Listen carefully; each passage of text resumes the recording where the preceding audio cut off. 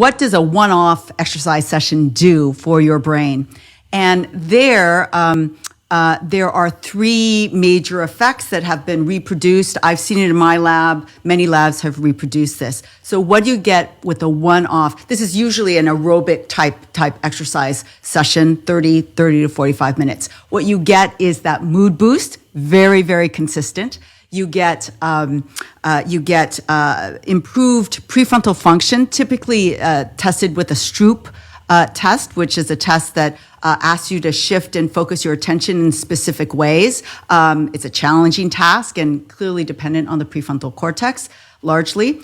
And significant improvements in reaction time. So your speed at responding, often a motor kind of, but cognitive motor response is improved. Over the pandemic, one of the unpublished studies that I did looking at the effects of 30 minutes of age-appropriate workout in subjects ranging in age from their 20s all the way up to their 90s. So what are the things that I saw most consistently? Irrespective of your age, everybody got a decreased anxiety and depression and hostility score, which is very important.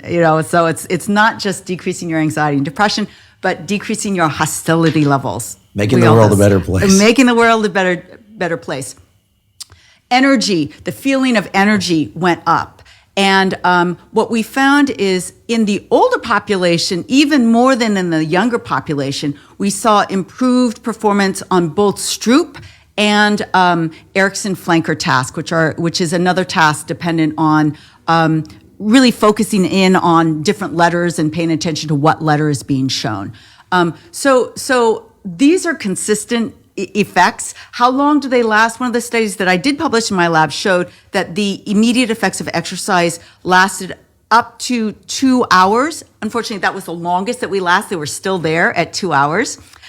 So that's a pretty big bang for your buck.